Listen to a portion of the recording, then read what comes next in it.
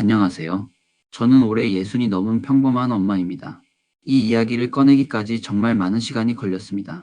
제가 그날 본 장면은 제 인생 전체를 무너뜨릴 만큼 충격적이었거든요. 셋 딸 현주는 올해 33입니다. 대학 졸업하고 사회생활을 시작하며 참 밝고 씩씩했던 아이예요. 3년 전 현주가 결혼을 하겠다고 말했을 때 저는 솔직히 조금 걱정됐습니다.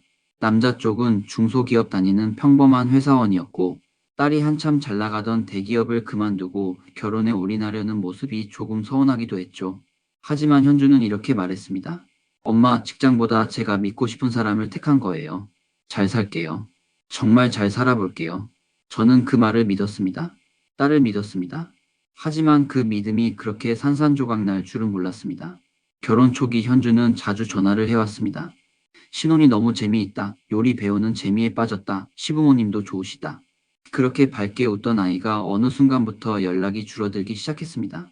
제가 먼저 전화해야 받거나 가끔은 문자 하나로 넘어가기도 했어요.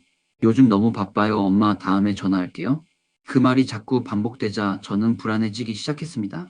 딸이 바쁘다는 게 이상한 건 아니었지만 그 말에 담긴 기운이 점점 사라지고 있었거든요. 결혼 1년 반쯤 지난 어느 날 친정 근처 친구의 결혼식에 참석했다는 현주가 잠깐 집에 들렀습니다. 그런데 문 열고 들어오는 딸을 보고 저는 순간 숨이 턱 막혔습니다. 딸이 너무 말라 있었어요. 정말 깜짝 놀랄 만큼 볼살이 쏙 들어가 있었고 팔목은 손가락으로 감싸질 정도였습니다. 너 살이 왜 이렇게 빠졌어?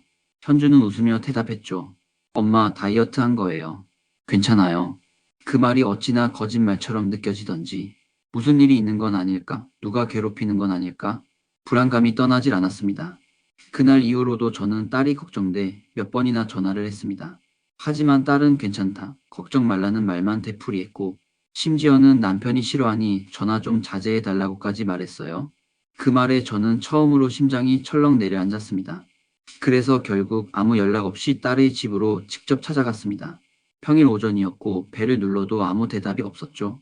다급해진 저는 시댁과 교류가 있던 남편을 통해 열쇠를 받아 조심스럽게 문을 열었습니다. 그리고 저는 믿을 수 없는 광경을 보았습니다. 거실 바닥에 그 좁은 베란다 앞 타일에 딸이 기어다니고 있었습니다. 머리는 헝클어져 있었고 입술은 하얗게 말라 있었고 무릎과 팔꿈치는 멍투성이었어요. 몸무게는 38kg. 제 아이는 사람이 아니라 그림자 같았습니다. 딸을 일으켜 세우려고 달려갔지만 현주는 제 손을 뿌리치며 울면서 말했습니다. 엄마 오지 말랬잖아. 나 잘 살고 있는 거야. 그 순간 저는 확신했습니다. 이건 그 아이 스스로 만든 삶이 아니라 누군가가 강요한 감옥이라는 걸. 냉장고는 텅 비어 있었고 거실 한켠에는 물 한 잔 없이 엎어진 컵이 말라붙어 있었습니다. 심지어 화장실 근처엔 응급처치용 파스와 밴드가 수북이 쌓여 있었죠. 저는 외쳤습니다. 너 지금 무슨 일 있었던 거야? 말해. 지금 말해. 그제서야 현주는 조용히 울먹이며 말했습니다. 엄마나 맞았어? 딸의 말에 저는 눈앞이 캄캄해졌습니다. 현주의 남편, 그러니까 제 사위는 겉으로 보기엔 점잖고 순한 남자였습니다. 하지만 현주의 말은 달랐습니다. 결혼 초기부터 그 남자는 여자는 집에서 조용히 있어야 한다. 밥상 하나 제대로 못 차리냐, 넌 내가 아니면 누가 데려가겠냐는 말을 수시로 했다고 합니다. 급기야 손찌검까지 했고 시댁 식구들은 오히려 딸을 나무랐다고 했습니다. 요즘 애들은 왜 이렇게 입이 살아있냐? 그깟 손찌검 정도로 호들갑이야? 현주는 그 속에서 자신이 무너지는 걸 매일 느끼며 살았다고 했습니다. 그리고 어느 날부턴가 아예 아무것도 하지 않고 움직이지도 않고 기어다니는 게 편하다고 느끼기 시작했답니다. 저는 딸을 끌어안고 울었습니다. 이대로 두면 아이가 죽겠구나. 정말 죽을 수도 있겠구나. 그 생각밖에 들지 않았어요. 그날 저는 딸을 안고 집으로 데려왔습니다. 남편과 함께 응급진료를 받고 정신과 상담도 함께 받았습니다. 현주는 공황장애와 심각한 영양실조 진단을 받았고 팔꿈치와 무릎에는 오래된 타박상들이 그대로 남아 있었습니다. 그리고 저는 정식으로 그 집을 고소했습니다.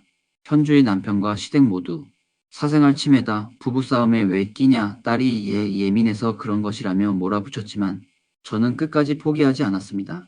법정 싸움의 결과 딸의 회복, 그리고 이 사연이 우리에게 주는 교훈까지 마무리로 이어집니다. 곧바로 출력해드리겠습니다. 딸은 우리 집에 돌아와 몇 달을 거의 침대에 누운 채 지냈습니다. 밥 한 숟갈 넘기기도 힘들었고 자다가 악몽에 소스라치게 깨어나는 일이 반복됐어요. 엄마 난 망가졌어. 누가 나 같은 사람을 다시 사랑해줄까? 그 말에 저는 가슴이 찢어졌습니다. 하지만 전 절대 포기하지 않았습니다. 같이 병원에 다니고 운동도 함께하고 매일 아침 눈을 마주치며 말했습니다. 넌 잘못한 게 없어. 다시 웃을 수 있어. 엄마는 끝까지 내 편이야.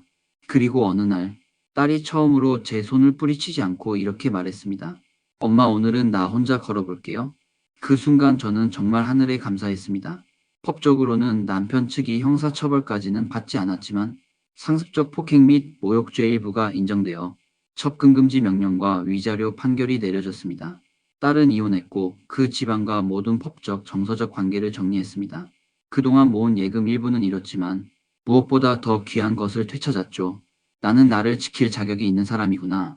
이제 제 딸은 40kg를 넘겼고 하루 두 끼는 스스로 차려 먹습니다. 그리고 요즘엔 조용히 책을 읽거나 가끔 창밖을 바라보며 웃기 시작했어요. 엄마로서 저는 매일 후회합니다. 그때 조금만 더 일찍 알아차렸더라면, 그 애의 손이 닿기 전에 먼저 안아줬더라면, 하지만 이제는 알았습니다. 엄마란 존재는 끝까지 딸의 편이어야 한다는 것, 아무리 늦어도 그 아이가 다시 걸을 수 있도록 등을 밀어주는 존재여야 한다는 것, 혹시 이 영상을 보고 계신 분 중에도 딸의 눈빛이 예전과 다르다고 느껴지신다면 말하지 않아도 이미 충분히 도와야 할 때일지도 모릅니다. 여러분, 오늘 이야기가 너무 무겁게 들렸을 수도 있습니다.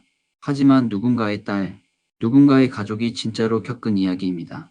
사랑이라는 이름으로 포장된 폭력, 네가 참아라는 말로 방치된 학대, 이제는 우리 모두가 외면하지 않아야 합니다. 제 이야기를 들어주셔서 감사합니다. 혹시라도 주변에 도움이 필요한 사람이 있다면 그 손을 꼭 잡아주시길 바랍니다. 구독과 좋아요, 그리고 진심 어린 응원의 댓글로 또 다른 이야기를 이어갈 수 있도록 도와주세요.